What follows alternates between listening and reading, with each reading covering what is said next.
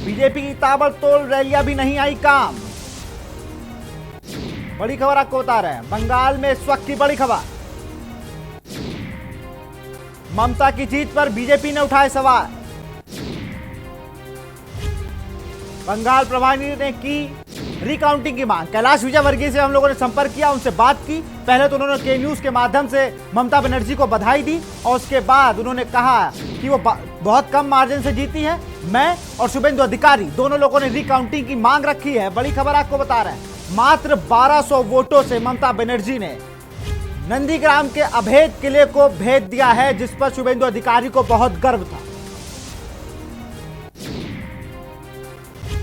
बड़ी खबर आपको बता है, नजदीकी मुकाबले में ममता ने शुभेंदु अधिकारी को हराया है। शुभेंदु अधिकारी ने चैलेंज करके ममता बनर्जी को नंदीग्राम की सीट से लड़ने का प्रस्ताव दिया था, जिसको उन्होंने कबूल किया और उसके बाद उनको पटकनी भी दी।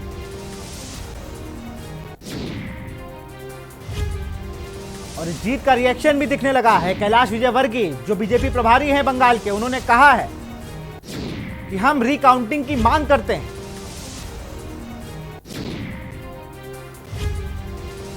जनादेश में दीदी को साथ मिला है और जो खेला होवे की बात चल रही थी, शुभेंदु अधिकारी उसके शिकार हो गए। खेला हो गया उनके साथ और वो चुनाव हार गए।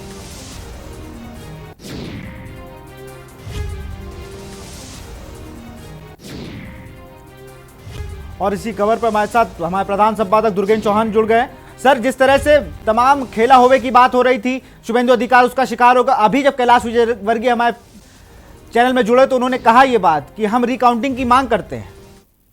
निश्चित तौर पर विशाल, जैसा कि हम ये तो नहीं कहेंगे शिकार हो गए, लेकिन ये बड़ा दिलचस्प मुकाबला था क्योंकि जो नंदीग्राम है वहाँ का अगर डेमोग्राफिक आप जो उसका स्थितियों को देखें, डेमोग्राफी वहाँ की ऐसी है कि वो एक तरीके से ममता बनर्जी ने ही जो अधिकारी परिवार है वहाँ की जो मालिक मुख्तारी है वो ममता बनर्जी ने ही अधिकारी परिवार को दे रखी थी। वहाँ के मालिक मुख्तार पूरे इलाके के जो नंदीग्राम उसके आसपास के जो 8-10 जनपद हैं वहाँ के मालिक मुख्तारी पूरी तरह शुभेंदु अधिकारी और जो उनके पिताजी या उनके भाई उनके परिवार के पास ही थी। तो एक तरीके से ममता बनर्जी ने क्षेत्रीय छत्र उन्हें बना रखा था, लेकिन ऐन वक्त पर बीजेपी ने शुभेंदु अधिकारी को अपनी पाले में तोड़कर ममता बनर्जी को बहुत बड़ा सेटबैक दिया था और ये बात ममता को के दिल पर लग गई थी। और उन्होंने यही वजह थी कि तमाम राजनीतिक समीक्षक ये कह रहे थे कि ममता बनर्जी ने ललकार कर जो ये रिस्क लिया है नंदीग्राम से लड़ने का, ये भारी पड़ सकता है। अभी जिस तरीके से चुनाव परिणाम मिसाल आ रहे थे, जैसे जो मतगणना का जो रुझान आ रहा था वो अप डाउन जैसे, आप तो क्रिकेट के खिलाड़ी हैं और क्रिकेट का शो भी करते हैं के न्यूज पर, आप देखते हैं इस समय T20 का माहौल है, तो ये बिल्कुल एक एक रन एक एक बॉल का जो बड़ा क्लोज मुकाबला होता है, उसी तरीके से ये रुझान बार बार बदल रहा था और अंततः 1200 वोटों से ममता बनर्जी नंदीग्राम से चुनाव जीत गई है। ये फाइनल खबर हमारे पास है, लेकिन इसके आगे की खबर में के न्यूज ने बता दी।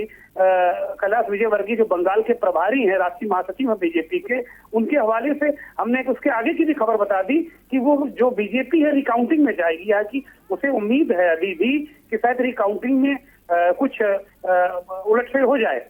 लेकिन जहां तक मेरा राजनीतिक अनुभव है और जहां तक मैंने जो राजनीति को बहुत करीब से देखा है, बतौर पत्रकार रिपोर्टिंग की है, फील्ड पर जाकर काम किया है, तो इतना बड़ा अंतर तभी तक उलटफेर नहीं होता है। इतने बड़े अंतर जो मतलब ये कोई बहुत उतना अंतर नहीं है कि 100-200 वोट का अंतर है तो उसमें खेल हो जाता है।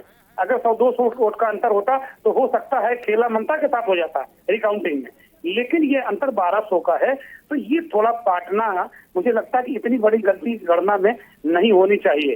तो निश्चित तौर पर किसी को भी अपनी बात कहने का अधिकार है और विजयवर्गीय ने कहा है कि शुभेंदु अधिकारी रिकाउंटिंग में जाएंगे, अपील करेंगे, रिकाउंटिंग होगी भी, लेकिन मुझे ऐसा नहीं लगता है कि ये जो गैप है, 1200 का गैप है, ये भर के शुभेंदु अधिकारी चुनाव जीत जाएंगे, ऐसा नहीं लगता है। जहां तक बात करें बंगाल की, तो आप देखिए जिस तरीके से ममता बनर्जी ने बीजेपी की चुनौती को बिल्कुल सरमाथे पर लिया और किस तरीके से वो लड़ी। विशाल, 2-3 चीजें बड़ी महत्वपूर्ण है जो ममता बनर्जी की इस जीत को और मजबूत बनाती है। इस समय जो हमारे पास दिल्ली आ रही है वो 212 सीटों पर जो रुझान उस पर आगे है रुझान में, और 78 सीटें बीजेपी के पास है, महज 70 सीटें। तो 211 ये पिछले बार का भी आंकड़ा पार कर गई है ममता बनर्जी। जो पिछली बार 211 सीटें उन्हें मिली थी, अब रुझानों में 212 सीटें टीएमसी को मिलती नजर आ रही है। तो ये लगभग 1/3 का जो बहुमत है, मतलब 1/3 से ज्यादा का बहुमत, थोड़ा सा 1/3 के आसपास का ये नजर आ रहा है। ये बहुत बड़ी विक्ट्री है कि लगातार तीसरी बार कोई एक नेता इतना बड़ा बहुमत ला सकती है और इस स्थिति में जा सकती है। और यही नहीं, ममता की ये विजय न केवल नंदीग्राम की जीत बल्कि बंगाल जो उन्होंने फतेह किया, बंगाल को जीता है। ये बीजेपी ने ही नारा दिया था विशाल कि जो नंदीग्राम जीतेगा वही बंगाल जीतेगा, तो ममता ने नंदीग्राम भी जीत लिया और बंगाल भी जीत लिया। अब यहाँ से नए समीकरण शुरू होते हैं भारत की राजनीति को लेकर, जो विपक्ष की राजनीति को लेकर।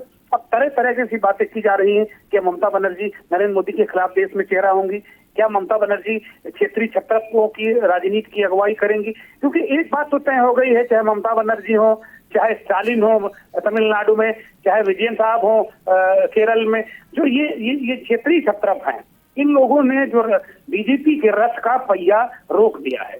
तो अब आने वाला समय क्षेत्रीय छत्रपों की राजनीति का है। दुर्भाग्य से कांग्रेस के पास अब क्षेत्रीय छत्रप बचे नहीं, और जो बचे थे उनका वध कांग्रेस की अंतर कलह ने कर दिया। तो इसलिए अब कांग्रेस को भी मान लेना चाहिए कि अब वो उसकी जो उसके पास जो क्षेत्रीय छत्रप थे, जो राज्य में उसकी ताकत थी, वो सिमट कर बहुत थोड़ी सी रह गई है। तो कांग्रेस को भी नए परिवेश की राजनीति की तरफ सोचना चाहिए। लेकिन ममता बनर्जी की राजनीति वास्तव में अद्भुत है, और उनकी जीत की जो सबसे बड़ी वजह मैं मानता हूँ कि वो एक कॉमन वुमेन दिखती है, एक सामान्य महिला दिखती है। बंगाल की हर महिला उनमें अपना अस्क देखती है, बंगाल का हर युवा अपनी दीदी के रूप में उन्हें देखता है। तो ये बहुत बड़ी बात है विशाल जी। जी बिल्कुल सर, जिस तरह से लगातार इतने बड़े बड़े नेता बीजेपी के और तमाम लोग थे, नंदीग्राम पर फोकस था, लेकिन कहीं ना कहीं ममता बनर्जी जीत गई हैं और नंदीग्राम को उस किले को भेज दिया है। तमाम जानकारी के लिए बहुत बहुत शुक्रिया सर आपका। बड़ी खबर आपको बंगाल से बता रहे थे, विधानसभा चुनाव ममता बनर्जी की जीत हुई है। 1200 वोटों से ममता बनर्जी ने यह जीत हासिल की है, शुभेंदु अधिकारी को 1200 वोटों से हराया। खबर आपको बता रहे, कैलाश विजयवर्गीय ने के न्यूज से कहा है कि शुभेंदु अधिकारी रिकाउंटिंग की अपील करेंगे, तो वो रिकाउंटिंग के लिए जाएंगे शुभेंदु अधिकारी।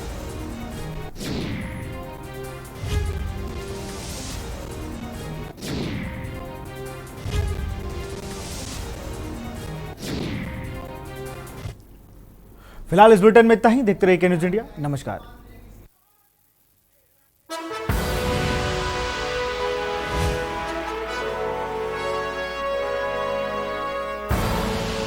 आप देख रहे हैं के न्यूज, खबरों का सारथी। देश के सबसे बड़े चिकित्सक, जिन्हें है 50 सालों का अनुभव, एम्स दिल्ली के पूर्व निदेशक प्रोफेसर डॉक्टर MC मिश्रा से पूछिए, कोरोना से कैसे करें बचाव, होम आइसोलेशन में किन बातों का रखें ध्यान, किस तरह से ली जाएं कोरोना की दवाएं। हेल्थ कॉन्फ्रेंस में रोजाना शाम 5 बजे। जुबान के लिए उड़ चला गैरों की ज़मीं पर, खुशबू अपने